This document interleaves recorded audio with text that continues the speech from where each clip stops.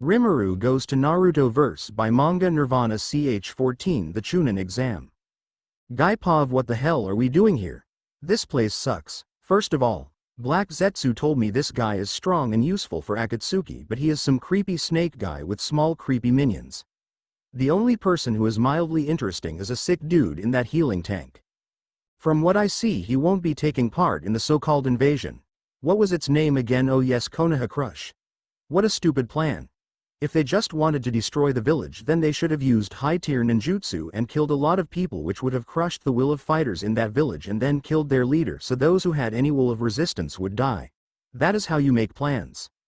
Hey, not that I am doing it. If they asked to plan it, I would simply crush them like ants and be done with it. Cory. Lord Guy-sama, what are your orders? Are we going to help them? Guy. Oh, we can't just go there. Cory. Did you forget the story I told you? Cory. If I remember correctly, then the strongest demon lord along with his sisters. Guy. Yes, and he will eliminate anyone who even tries to touch anyone there, though I am pretty sure he already knows Orochimaru's stupid plan. Well, if he still didn't do anything, means he will not interfere. Cory. Lord, are you sure? Cory made a cute lowly face and asked me. She is kind of like a small puppy who will follow you to the end of your journey. Guy. This will be a good idea, so here is what we are going to do. 1.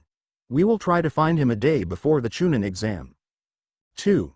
You will keep an eye on his sisters and I will look after Rimuru. 3. During the invasion we will not be doing anything. We will fight some random shinobi and just cause some explosions and run away. That's it, and remember, do not on any condition try to fight Rimuru or his sisters. If they ask about you, just introduce yourself and run away with Sekhmet. And if any Akatsuki ask about invasion, tell them Orochimaru failed, okay? Cory. Yes, Guy-sama. I will see the 3 and run away without fighting. Does anyone get it? Well, that might work too. The less she tries to do anything, the better it is for my plans. This room stinks. I got up from the chair and took a stroll in the hideout and found some room filled with dead bodies. Cory again pops out of nowhere. Lord Guy, that creepy snake guy and his minion is calling you. Guy. What does he want from us now? Wasn't killing the 4th cage insufficient? Then 2 of us went to Orochimaru and found he was going to use some kids for some kind of experimental jutsu and created 3 confines from 3 kids' bodies. It's quite interesting, but it is still quite weak to do anything other than pressure someone mentally. Orochimaru. Are you interested in this jutsu, brat? Guy. No, it's worthless. If you ask me, this only summons a portion of a dead person's power, not useful if your opponent can make 100 clones and seal them away. Also, it requires prep time, so not a very useful technique. So why did you call us, old man? Orochimaru. I am not that old and I want you 2 to go to Konoha and keep an eye on this guy. Guy. Well shit, seriously, this guy's existence is death for me. Fine, I will look into him. Cory came with me. Let's go and see what that place looks like. Back in Konoha, Rimuru Pav, we came back from the Uzumaki forest just a day before the exam. We enjoyed our fight quite a lot. Using just B-rank ninjutsu was boring, but it still improved our technique to handle ninjutsu as a new power. Even Seal created an ultimate gift out of it and merged it with Sue's ultimate gift Tsukuyomi. She even planned to create an ultimate gift for dojutsu too. Guess who is getting that ability? While we were walking on the street of Konoha, we found Naruto running somewhere in a hurry. Well, he looks kind of roughed up a bit. Maybe he is training his chakra control like I told them to. Velzard. Hey Rimuru, we are going to take a hot spring bathhouse. If you want, then come with us quickly and stop daydreaming. Rimuru. Yes, I will come too, but let's call all 9 genin too. It will be fun. Velgrand. Fine, we will go and call all genin we can find. You get all the rest. Rimuru then uses a shadow clone and finally goes after Naruto to call him to the bathhouse. Meanwhile, Naruto goes to the entrance of the stadium where there's a banner announcing that the Chunin exams will be the next day. He then decided to go eat something. Rimuru. Hey there Naruto. How are you doing? Are you finally ready for the Chunin exam? Naruto. Hey there Rimuru, I am fine, and yes, I am going to win the Chunin exam and become Hokage, believe me. Is he serious? Oh, I forgot he has 2 working brain cells. Rimuru. Hey, where are you going in such a hurry? Naruto. Oh, I am going to Ichiraku. Do you want to join? It will be my treat since it's your first time going there. You won't regret it, believe me. Rimuru. Fine, but after that we will go to the bathhouse to relax. They finally go to the Ichiraku where Tuchi and Ayame give them a big bowl of ramen at the house since their match will be tomorrow. Meanwhile, Neji and Tenten are practicing, as well as Shino, but Rimuru comes to them and asks them to join, but Neji refuses and only Shiro and Tenten join him. Later they found Hinata, Ino, Choji, and Shikamaru. Rimuru immediately invited them to the hot spring which they all joined and finally reached the bathhouse where they met Velzard and Velgrand and finally had a long rest in the hot spring. After a few minutes Rimuru. Oh, this feels great, I didn't realize but you all have grown stronger than the last time I saw you guys. Shiro. You are one to talk about. Your entire team has gone on a C-rank mission in between the Chunin exams. Shikamaru. So are you guys ready to give it your all for the Chunin exam? Naruto. You bet we are and we will win no matter what, believe me. Choji. Are you sure there is Rimuru, Sasuke, and Gaara to fight? We all know Rimuru is strong and has the best healing ability. Fighting them is the real challenge. Shikamaru. I agree, for example, she froze the entire arena just to beat Choji. Next day, third pa of the next day, Naruto meets Hinata where Team 7 had their bell test. Hinata concludes that he may defeat Neji, adding that Naruto's words of encouragement during her match with Neji made her a better person. This prompts Naruto to say that he likes people like Hinata and invites her to watch his fight against Neji. Hearing fireworks, he rushes to the stadium so he can make it in time. Meanwhile, Rimuru gets a message from Guy that he is coming to Konoha and is going to fight with him. This pisses Rimuru off as he will not be able to save Hokage during the invasion. Naruto looks around for Sasuke, who hasn't shown up. The Anbu also starts looking for Sasuke. The fourth Kage arrives with his bodyguards, and the third Hokage commences the final exam. Genma, Jonin of Konohagakure, announces that the first match will be Naruto versus Neji. Before starting, Naruto repeats what he said before, that he will defeat him. The match begins with Naruto throwing a few kunai. He then attacks Neji directly, who dodges and uses gentle fist but misses hitting his tenketsu. Naruto uses the shadow clone technique and charges with groups of clones, which are skillfully made short work of. The real Naruto remains standing, with Neji saying that fate is determined at birth and being Hokage is chosen by destiny. Naruto gets angry at his cruel words and concludes that he won't give up so easily, opting to use the multiple shadow clone technique. Iruka worries about Naruto since he is fighting Neji Hyuga. Outside of the battle arena, Kabuto kills Anbu to impersonate him in disguise. He then tells Guy to keep an eye on the targets. Naruto's clones fail to hit Neji, who aims for what he believes is the real thing but is unsuccessful. Naruto explains how he held one of his clones back from attacking, to draw Neji's attention to that one. Velzard and Velgrand both sense that Guy is here, which only means it is soon going to begin. Then they play the divine game of rock paper scissors to decide what to do but ultimately decide that Velgrand will protect Hokage and Velzard will look for Kai. Suddenly a little girl pops out of the Velzard shadow and gives her a letter. Velzard. What is this? Dear sweetheart, please protect this kid while I am fighting Rimuru and please tell Velgrand not to interfere with the battle. You lovely Guy Crimson. Velgrand. So she is a new guy's servant, she has potential in her. Well, little girl, what is your name? Cory. Make a lowly face then introduce yourself to the lady with dark blue hair. My name is Cory, Lady Velzard and Lady Velgrand. I will be under your protection from now on. Velzard. So Cory, what is your ability, anything that Guy has taught you in 2 months? Cory. Nothing special except I am really good at hiding in shadows and using some of Skethmut's powers and summoning her here. Velzard. That will do, now hide inside my shadow. Meanwhile, Naruto tackles Neji again, only to fail when he utilizes the 8 trigrams palms revolving heaven. Heishi and Hinata are shocked to see it since it is a move taught only to the main branch of the Hyuga clan. Neji then takes the 8 trigrams 64 palms stance, surprising Heishi since this is an elite move exclusive only to the strongest of the Hyuga main branch, and proceeds to strike all of Naruto's 64 chakra points. Genma then walks up to the two to determine whether the match is over or not. Kiba asks Hinata if she's okay, observing her coughing up blood. Neji is surprised that Naruto is still conscious following the attack. Velzard.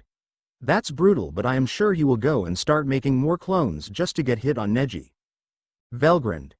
Era, are you bored with seeing this match? Big sister. Okay, now I am going to Hokage's side to keep watch on him. Author. Oh, so this match is boring, but your big kaiju snowman and lava golem was interesting. Seal. Can you be quiet? I am in the midst of a business deal and maybe I will get tickets to another omniverse. Naruto feels dizzy but remembers when Lee and Hinata had critical injuries due to their matches and still managed to continue giving it their all. He manages to get back on his feet, shocking Neji. He then asks about the Hyuga clan and Neji's hatred for it. Neji takes off his forehead protector and reveals the Hyuga main family's Juinjutsu. He explains the circumstances surrounding his father's death, and the Hyuga clan's branch family. He proclaims that Naruto's fate in their match was already decided when chosen as his opponent. As the fight progresses, Naruto and Neji argue about the outcome of their match fate being predetermined. After that, Neji strikes down Naruto with several hits and tells the examiner that he should call the match. After having all his chakra closed off, Naruto manages to access the nine-tailed demon fox's chakra. Rimuru. Seems like he can now access that chakra more easily now. This is bad for his body. Continuing their battle, they now face off once more, Naruto being able to move fast enough to avoid Neji's attacks. The pair then clash, creating a massive explosion in the arena. As the dust settles, two holes are seen in the ground. Neji crawls up out of the first one. Walking to the second hole, he mocks Naruto, who is lying there seemingly unconscious. It turns out to be a shadow clone, and the real Naruto, having dug a hole underground, surprises him with an uppercut from below, hitting Neji right in the jaw. This leaves Neji unable to move, and Genma announces Naruto as the winner of the match. Velgrand. He only won because Neji didn't have enough chakra. Great. Velzard. I must say, what the pack did he say? First, he is an Uzumaki, who is one of 4 noble clans in his verse. Second, has a packing 9 tails inside of him, and he says he defeated him with hard work. Pack it. Hey Seal, you better prepared someone for me to kick ass. Velgrand. Agreed, but he doesn't have control over his power. Velzard. Are you serious? He is just doing hit and trial and brute force jutsu to work. Have you seen his fighting style? Velgrand. Well, let's leave this retard and focus on others who have the skills to be powerful. While looking at Sakura, who resolves to get stronger too because she envies Naruto and his strength. Genma announces that Naruto is the winner. Asuma, Kurenai, and the third Hokage are all surprised to see that Naruto was able to control the 9-tailed demon fox's chakra on command. After some medical, Nin takes Neji into a room to treat his injuries. Heishi Hyuga comes, asking for some time alone. He hands Neji a scroll, who realizes it's in his father's handwriting. The scroll described the truth that took place during the Hyuga affair many years ago. Despite the elders wanting Hizashi to die in Hiashi's place to protect the Byakugan, he states that he wants to do this of his own free will. Not to protect the head family, but to protect his brother and their village. Heishi then bows his head to Neji, begging for his forgiveness. Asking him to raise his head, Neji proclaims his goal now is to become stronger. Then the next match was announced between Gaara and Sasuke. But Sasuke didn't appear for a few minutes. After many complaints that Sasuke was late in his match with Gaara, the third Hokage decided to disqualify Sasuke. However, the fourth Kazekage tells him that many of the other villages' leaders and daimyo have come to Konoha for the sole purpose of watching the sole surviving Uchiha face off against Tsuna's very own Gaara. Hearing this, he decides to postpone Sasuke's match. Kankuro's match is thus moved up, but he forfeits his match with Shino Aburame, not wanting to reveal Karasu's inner workings to Konoha, thus allowing Shino to win by default. With Kankuro's withdrawal, the next match is set to begin, between Temari and Shikamaru Nara. Though initially unwilling, Shikamaru fights Temari because he refuses to lose to a girl. Shikamaru quickly studies the arena and its elements and comes up with a plan. Despite this, Temari has seen his shadow imitation technique in action and knows how it works. She appears to evade Shikamaru's creativity and adapt to his tactics. However, He'd been luring her to the tunnel Naruto created in the previous match. Shikamaru catches her in his trap through the use of the tunnel by sending his shadow through it. Although having clearly won, he forfeits at the last second, claiming to have exerted too much chakra in capturing Temari to continue the match, also adding that if he continued, it would just mean more work. As Shikamaru and Temari's match has come to an end, people comment on Shikamaru's strategy and skill. Asuma mentions he has the most important trait of a Chunin, knowing when to retreat instead of endangering himself in fear of hurting his own pride. With Sasuke and Gaara's match needing to start, the third Hokage sets a time limit for Sasuke to arrive. Might Guy and Rock Lee walk through the gates, although still injured, he's determined to watch the remaining match. Rimuru asked if he was feeling well enough because there was still his surgery which had drained a lot of his blood and also some bone shards were stuck in his spine which he still didn't remove yet. While Velgrand went to Hokage's side with Velzard who was pissed at a lazy bum who reminded her of Dino. Sasuke arrives at the last second with Kakashi Hatake. Naruto greets him and reassures Sasuke that he won against Neji. Meanwhile, Gaara kills a pair of ninjas who are attempting to rig the match on his way to enter the arena. This is witnessed by Naruto and Shikamaru, who are now worried for Sasuke's life. The match commences.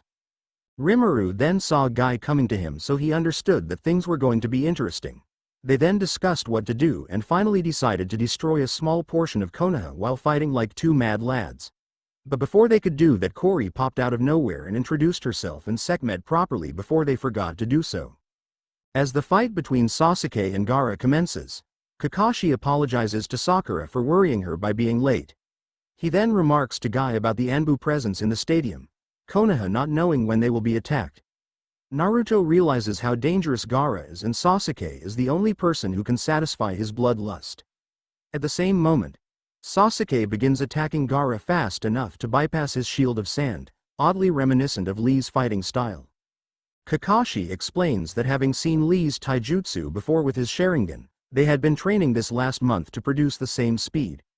Lee knows from prior experience that speed is not enough to defeat Gaara, but Might Guy recognize it must serve some other purpose.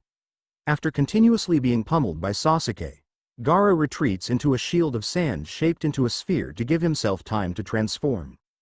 Sasuke is unable to break through this defense with speed alone, and Naruto and Shikamaru both reflect on how Gaara thinks his point is to kill others. They decide that if the match continues, Sasuke will die, and rush upstairs to tell Kakashi. He tells them not to worry, promising there was a good reason for why they were late.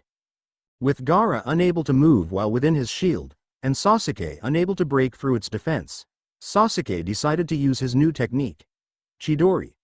With it, Sasuke was able to pierce Gaara's shield, stopping his transformation, and becoming the second person to ever injure Gaara. At that moment, Kabuto Yakushi used a genjutsu to put the audience to sleep, signaling the start of the Konoha Crush. Guy Uzumaki immediately jumped down into the arena and punched Sasuke, which sent him flying toward the wall. Seeing this, Rimuru jumped and saved Sakura from getting serious injuries. This act marked as the start of Konoha Crush arc.